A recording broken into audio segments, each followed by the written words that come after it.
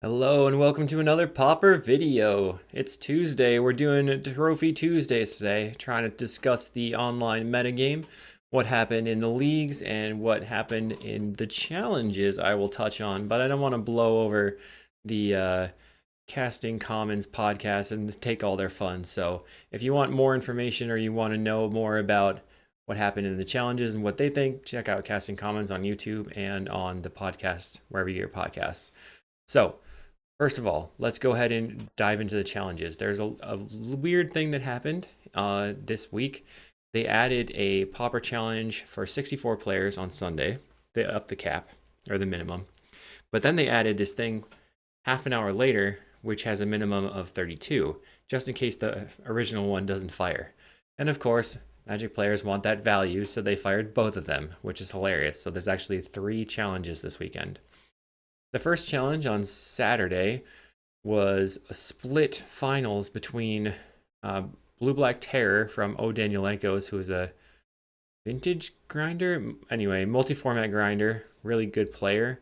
Second place was Kerblinksy, who put up his own video that you can check out, which was Dredge. He actually came in second place in the challenge in Dredge, which was surprising to me, but this deck has been really performing, and I guess it's here to stay. Third place was Is It Terror? Then we have Jeskai Ephemerate, Jeskai Affinity. See if there's anything weird there. Nope. This is the Ardent Recruit Reckless Impulse build, just like Walker. And then we have Mono Red Synthesizer, and I've been calling this specific version of Synth the Carves version. He's playing 4 Reckless Impulse, whereas the version that Selkis has been playing, it has no Reckless Impulses whatsoever. This is Shatoon, who had been playing Mono Red Tron, but is now on Mono Red Synth. Then we have Ritual Sinkhole, Turbo Fog Master in 7th, and then Goblin Combo actually in 8th place, which is pretty cool to see as well. And then in the next few slots, we have Flickertron from Arclint, basically the Flickertron master on the online metagame.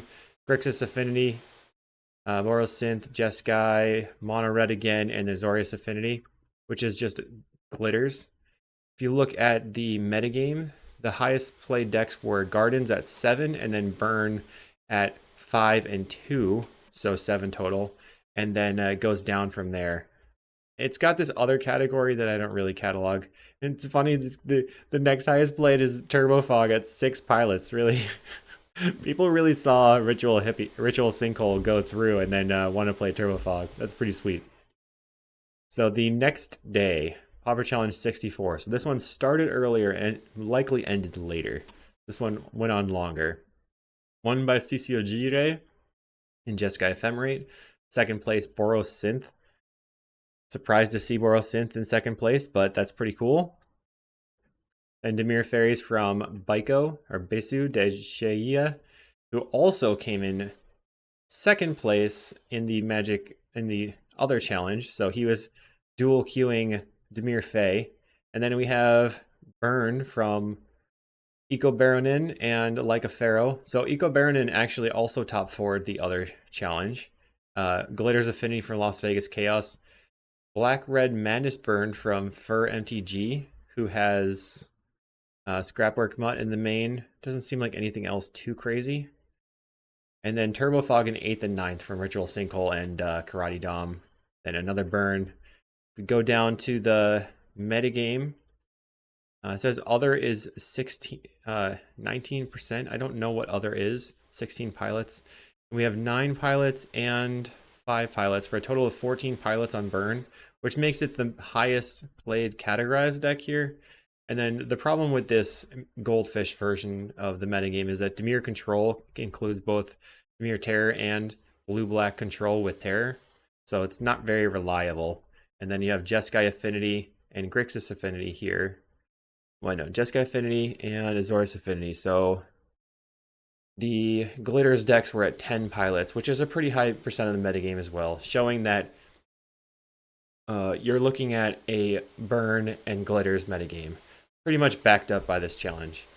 Some people are saying that the reason for the Burn and Glitters metagame is that people were double queuing, but we did see, a couple successful pilots double queuing on Dimir Fey burn.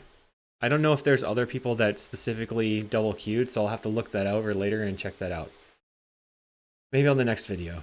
In the 32, that one was won by burn with an additional 3 copies in the top 8.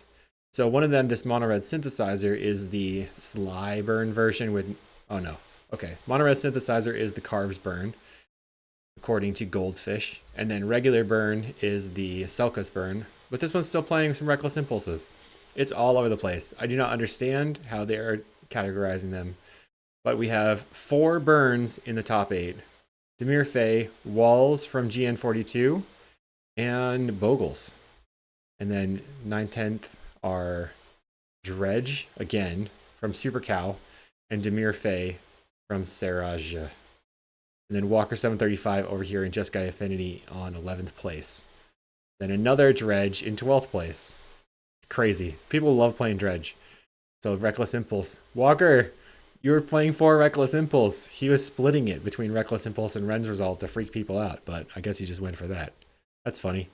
So now if we go down to the bottom, the one thing I wanted to point out was Kiln Fiend in 43rd place. This is awesome. This person really wanted to play. They brought their Is It Kiln Fiend with Festival Crasher, Kiln Fiend, and Nivix Cyclops. Unfortunately, they did not do super good. Super well. So in this challenge, we have 30 with 8. Whoa. And 4. No. Yeah. 12 total burn pilots, which was 26%-ish. I did the calculations earlier of the metagame. And then the second highest deck was Jeskai Affinity combined with Azorius Affinity for over 15%. So if you want to be playing in the 32, I guess you're looking to beat these 2 decks specifically. So you can see the aggressive slant, but even with the aggressive slant, we have half the top 8 being burned. So one of the things that I've been talking about was, I think that people who are very skilled or want to have a lot of say in what they do, they tend to take blue decks, because blue decks have cantrips, and cantrips let you make decisions versus just top decking.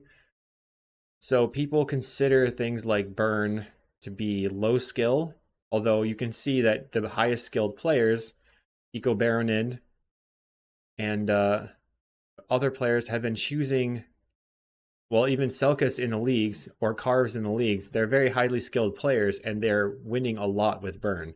So it's not that the deck is only good because it's fast, it's good. Both burn and glitters are good decks that really pressure the opponent and force into that. So that's my stance on that. Kind of cool to see. I really laughed about that player playing Kiln Fiend. Okay, so let's go ahead and get into the leagues. A little bit of a preview. Your highest played decks are Mono Red, saw that coming, and Glitters Affinity. Mono Red had a huge day 1 and then kind of went down throughout the week. And Affinity did not show up on day 1 and then kind of like was on and off throughout the week. So the first day we had 7 burn decks. Barf and Carves have been playing Carves' version. They're both from Brazil. And then we have this David Gauthier put up 2 5-0s with the same deck. Looks like Barf made a tiny change. And then we have Familiars. So the second most played deck was Blue-White Familiars with 2 different trophies. And then the rest of them are smattering.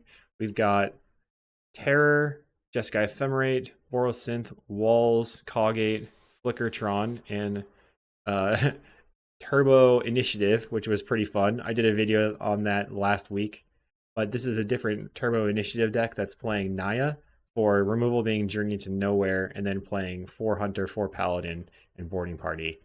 This is a lot more similar to, I think, the deck that Against or Alexander Weber played. And I don't have any other notes on the deck, but these 2 mono reds are both like the Slide, No Impulse, and then the Impulse deck. So we can see that there's 2 main builds that are being created. All right, on the 31st here, we've got the highest played decks tied for Blue X Fae, Blue White Familiars, and Mono Blue Terror. One of the mono blue terror players was playing Murmuring Mystic and the other was not, so there's no consensus on that apparently. And I do want to highlight that Tart, who is a diehard Is It Fairies player, managed to 5-0 with Is It Fairies. That was cool to see. Congratulations to them. We have mono blue, yeah. And then the two blue-white familiars just happen to be me, double trophying. Gotta feel good about that one. We have a Glitter's Affinity and Is It Terror in there, Colgate Elves, Dimir Terror, Blackburn, and Dimir Control. So people wanted me to show you the Blackburn deck. This is straight up Blackburn. That's been pretty popular based on the ability to stuff the Redburn players. So if you want to metagame into Redburn, this is a pretty good choice. And it looks like they have other ways to force through glitters as well. On the first, we have 3 mono red being the biggest part of the metagame, 2 glitters affinity, blue X Fae being just Dimir Fae from Baisu, who always Dimir trophies. Boros Synth in here, which is kind of sweet to see.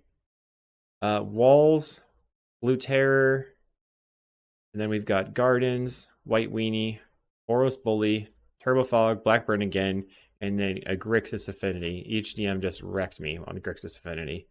He was playing the Counterspell version of Affinity, which I thought was more like a mid-rangey version. I guess it's good enough.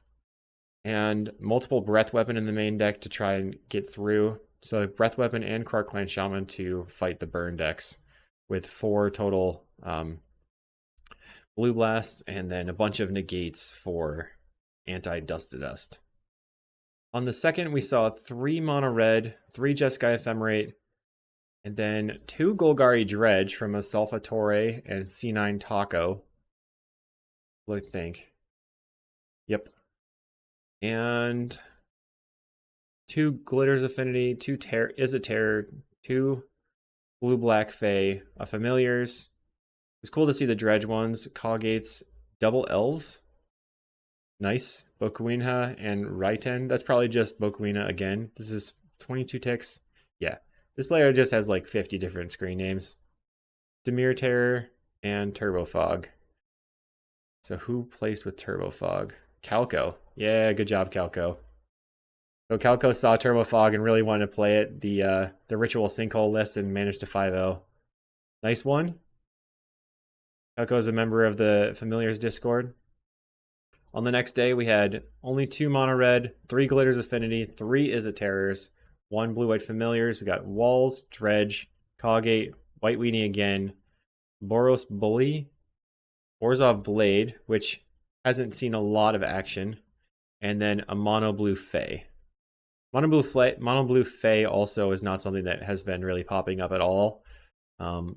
It's not that different from any of the other lists. They're playing Mantle of Tides, which is interesting.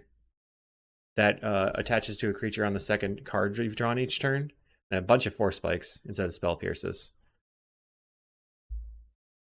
The black-white deck was playing Hopeless Nightmare in the main, so that's the same list that did well in a challenge a while ago, I would imagine. Okay. On the 4th, we have another trophy from Baisu on Dimir Fae. It never stops. We have 2 mono red, 1 Glitter Affinity, 1 Boros Synth, Walls, Mono Blue Terror, White Weenie, Elves, Boros Bully, and Orzhov Ephemerate. Oh, what's cool about this White Weenie deck is they're playing 3 Judges Familiar, kind of like a Manatee that's on board. I like that. And then some Eagles of the North as an additional pump spell. They're also playing Recommission and 2 of Guardian's Pledge, 2 of Ramosian Rally. Ramosian Rally can definitely sneak through some opponents by being a free spell. On the last day of our log, we have 0 mono red, which was a surprise, to be honest. And then 3 Glitter Affinity decks, 1 Terror, 3 Golgari Control, which is 3 of the Golgari Gardens, but this person playing just BG here is more of the Campfire Control deck, where they're playing Campfire as a way to recycle their deck and just basically removal and card draw pile that eventually either times out your opponent or decks them out. It's kind of fun. And then Alvitar on, ooh, I thought it was going to be Dredge. This is something wild. Oh, yeah. Okay. So Alvitar is actually on a Wildfire Jund deck, playing Cleansing Wildfire, a bunch of bridges, and then just a bunch of removal type spells.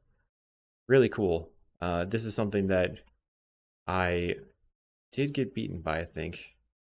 Good job, Alvitar. So that means that I mistakenly put that under Dredge. So my bad. And then we have the Boros Synthesizer here and here. These are two different lists. One playing pretty much stock with double Relic in the main deck.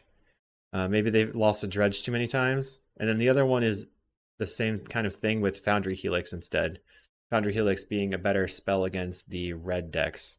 And maybe against Mirror Enforcer as well. So looking at all the 5-0s in total, we've got mostly mono red. Okay, I sneezed there, so hopefully that didn't bother everybody. My bad. But we have mostly mono red at 22.5 of the metagame. A little bit less than last time, but still very, very high and doing very well. It also was mostly from one day of the week. And then we have Glitter's Affinity next, and Is It Terror? So not really any change in the metagame, although we're seeing quite a big drop-off after that of Cogate. Got all the way down. So these are the 3 decks defining the meta, and really these are the 2 decks defining the meta.